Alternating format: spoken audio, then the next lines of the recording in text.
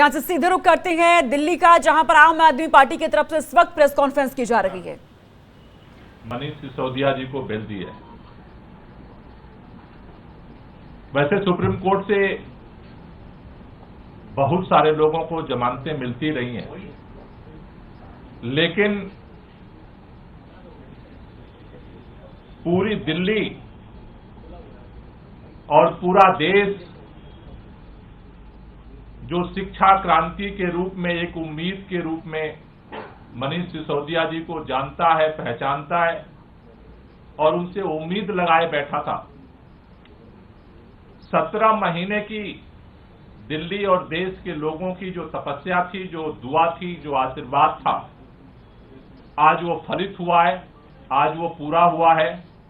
और इसने एक बात का संदेश साफ तौर पर दिया है, कोई भी तानाशाही कितनी भी ताकतवर हो सकती है, लेकिन उसकी तानाशाही अनंत काल तक नहीं चल सकती। तानाशाही की भी सीमा है।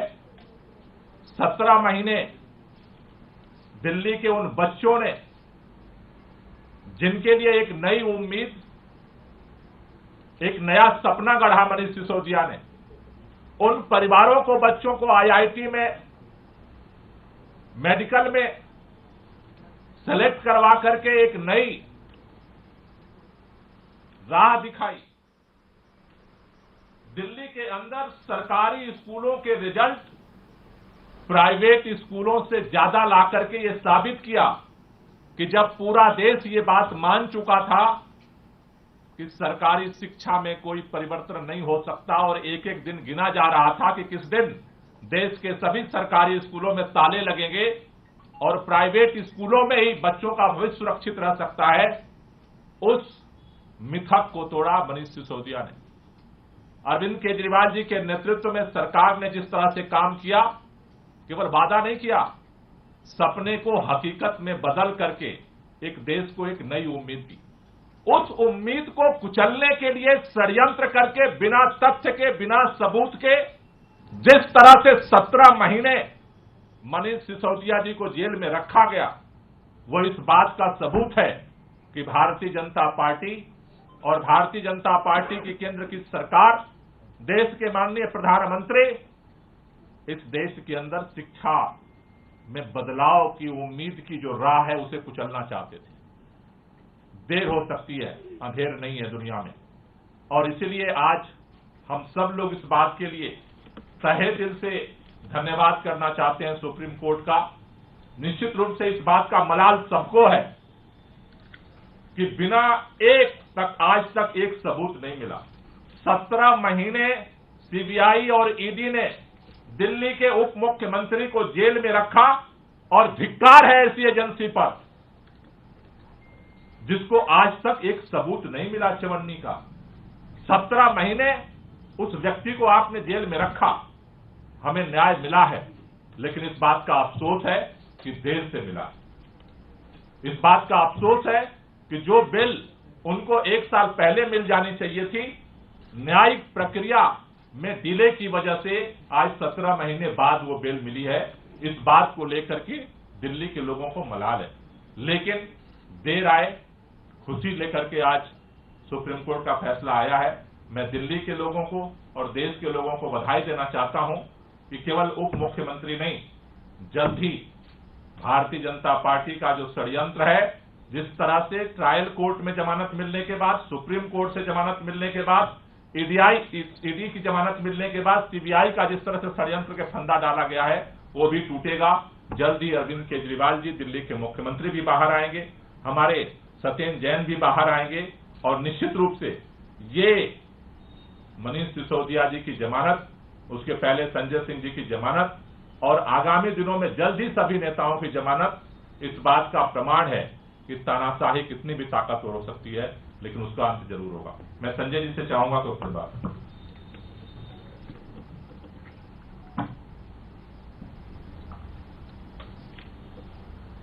मनीष सिसोदिया जी की जमानत जोरदार तमाचा है तानाशाही के ऊपर, हिटलर शाही के ऊपर और मोदी सरकार के जुल्म के ऊपर।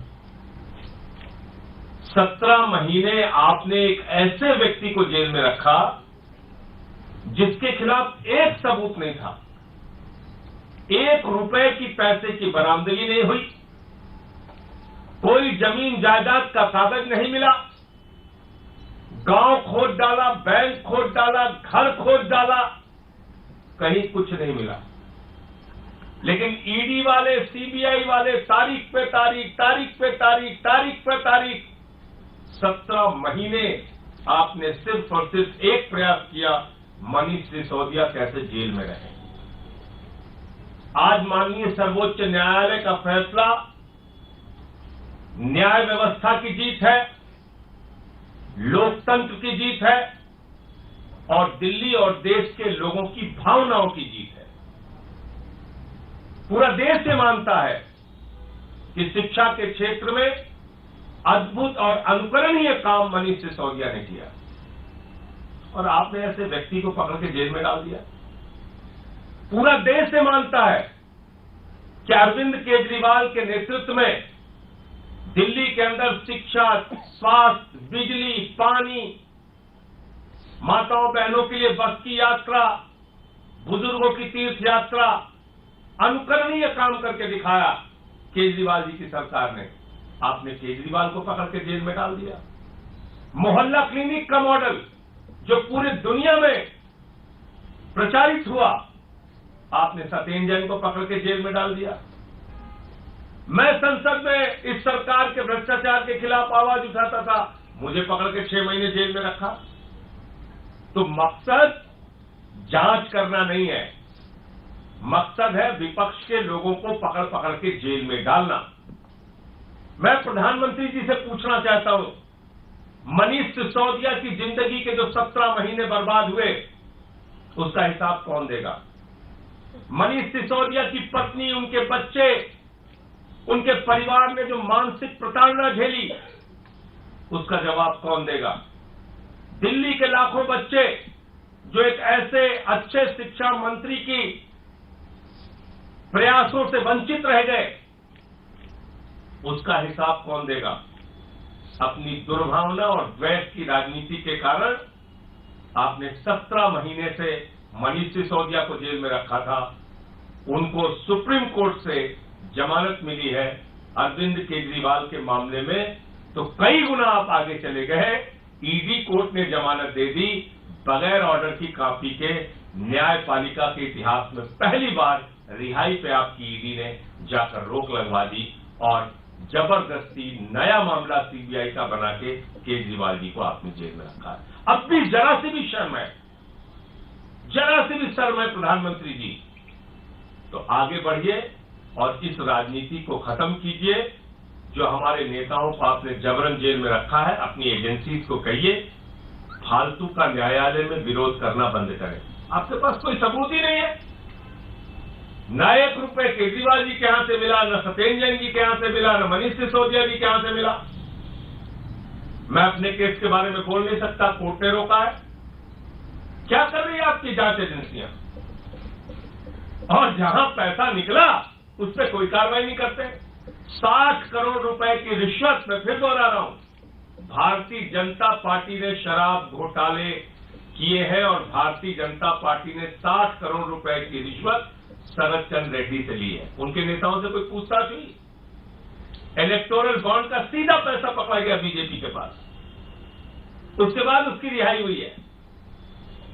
तो भारतीय जनता पार्टी इस देश की सबसे भ्रष्ट, बेईमान, इलेक्टोरल बॉन्ड के जरिए रिश्वत खाने वाली घोषित पार्टी है। आम आदमी पार्टी ने हमेशा ईमानदारी और सच्चाई के रास्ते पर चलने का काम किया है।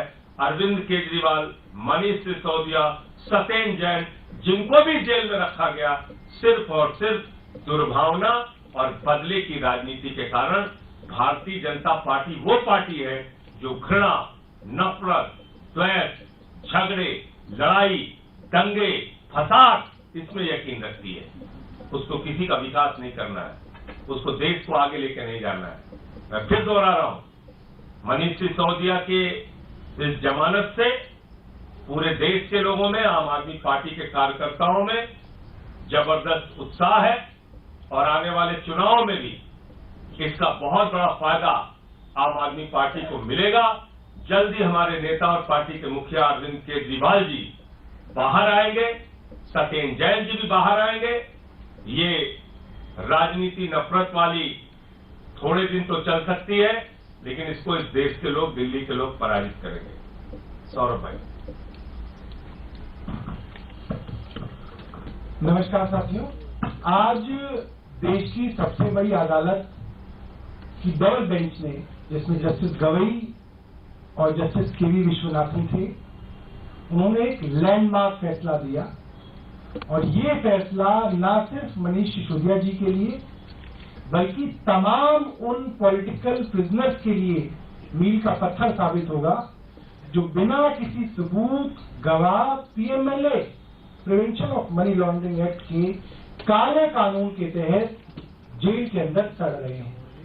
कोर्ट ने कुछ बड़ी बातें अपने फैसले में कही हैं जो मुझे लगता है पूरे देश के लिए, खासतौर पे वो जो टीवी बहस के अंदर चलता है, उसके लिए एक रोशनी देने का काम करेगी। नंबर 1, कोर्ट ने कहा bail is a right, jail is a exception. ये सिद्धांत है देश की कानून व्यवस्था का कि आप किसी को बेल दें वो उसका हक है, और आप उसको जेल में रखें वो एक अपराध है, एक्सेप्शन है। और यहां पे ये मामला इसलिए साबित होता है, बिना किसी कानून के, बिना किसी सबूत के, बिना किसी गवाह के 17 महीने तक मनीष सिसोदिया जी जेल में हैं। कानून ये कहता है कि आप मुकदमा कीजिए, सबूत रखिए, गवाह रखिए, दोषी साबित कीजिए, कन्विक्शन हो, सेंटेंस कराइए, 5 साल का नहीं या 10 साल की सेंटेंसिंग कराइए, आप जेल में रखिए, आपका स्वागत है। मगर जहां पे आपने ट्रायल ही नहीं शुरू की, साबित कुछ नहीं हुआ, वहां पे आप किसी को 17 महीने कैसे जेल में रख सकते हैं? कोर्ट ने कहा कि आज देश में स्नेक्स एंड लैडर, सांप सीढ़ी का खेल चल रहा है। आदमी लोअर कोर्ट में जाता है, जमानत के लिए इंतजार करता है, मैटर रिजर्व हो जाता है, इंतजार करता है, डिसमिस, फिर हाई कोर्ट में जाते हैं, सुनवाई होती है, रिजर्व होता है, इंतजार होता है, डिसमिस, फिर आप सुप्रीम कोर्ट आते हैं, फिर वापस। ये सांप सीढ़ी का खेल आज केंद्र सरकार ने देश में चलाया हुआ है। इस मामले में सितंबर में केंद्र सरकार और उसकी ईडी ने अंडरटेकिंग दी कि 6 से 8 महीने के अंदर पूरी ट्रायल को कंप्लीट कर लिया जाएगा। आज हम अगस्त में बैठे हैं, लगभग 1 साल हो गया, ट्रायल शुरू भी नहीं हुआ है। ये बात कोर्ट ने कही। जब ट्रायल शुरू ही नहीं हुआ है, ऐसे मामले में जिसमें हजारों, 80,000 से ज्यादा दस्तावेज हैं, 200-250 लोगों से ज्यादा गवाह हैं, 468 गवाह हैं, ऐसे में ट्रायल को तो 10 साल लगेंगे। तो क्या 10 साल आप किसी को बिना कुछ साबित करे जेल में रख सकते हैं? ये तो हो ही नहीं सकता। कोर्ट ने एक और महत्वपूर्ण बात की लोअर जुडिशरी के बारे में, ट्रायल कोर्ट्स और हाई कोर्ट के बारे में, कि जब सुप्रीम कोर्ट ने साफ तौर पे कह दिया कि 6 से 8 महीने के अंदर ट्रायल खत्म ना हो तो इनकी जो जमानत है उसको कंसिडर किया जाए, उसके बावजूद लोअर कोर्ट और हाई कोर्ट जो है जमानत देने में हिचकिचा रहे हैं, जिसकी वजह से सुप्रीम कोर्ट के अंदर हर बेल की एप्लीकेशन जाके लंबित हो रही है और सुप्रीम कोर्ट के अंदर ये मामले जो है पेंडिंग जा रहे हैं। सुप्रीम कोर्ट के ऊपर जो है इसका दबाव बन रहा है, जो कि गलत है। एक और बात सुप्रीम कोर्ट ने कही, जब सुप्रीम कोर्ट उठ रहा था तो अभिषेक मनु सिंघवी जी ने मुस्कुरा के कहा, थैंक यू माय लॉर्ड।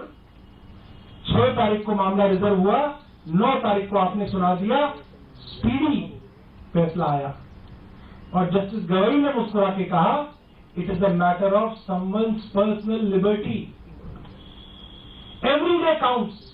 कितनी बड़ी बात देश के सबसे बड़ी अदालत ने कही कि जहां बेल का मामला है, एक दिन एक बेगुनाह जिसके ऊपर गुनाह साबित नहीं हुआ वो जेल में है, उसकी पर्सनल लिबर्टी है, जो हमारे कॉन्स्टिट्यूशन के अंदर आर्टिकल 29-21 के अंदर अंकित है पर्सनल लिबर्टी, जिसकी वजह से bail is a matter of right.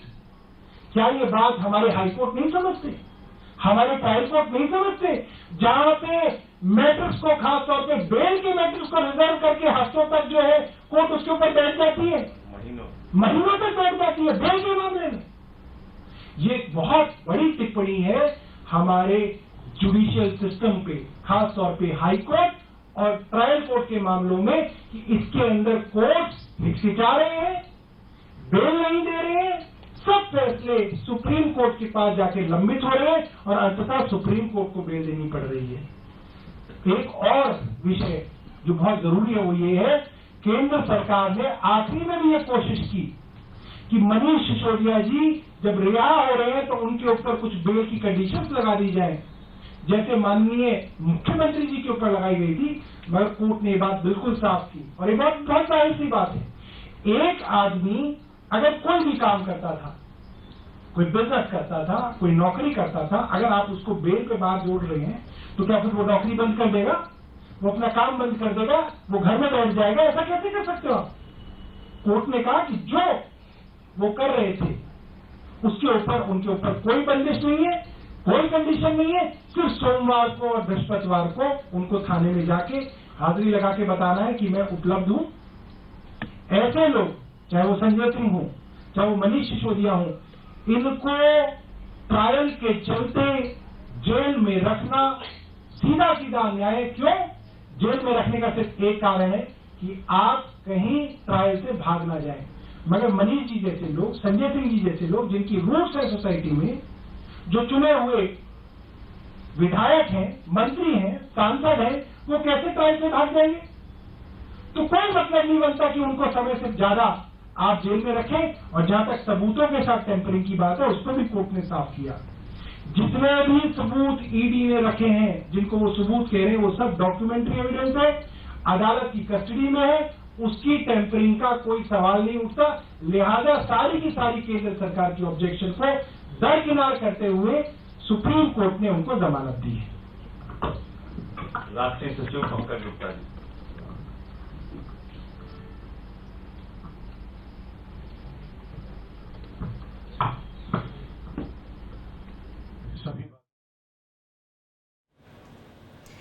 Manish Sisodia की जमानत को लेकर आम आदमी पार्टी की तरफ से ये प्रेस कॉन्फ्रेंस की जा रही है। एक छोटे से ब्रेक का यहाँ पे वक्त हो गया, फौरन हो रहे हैं।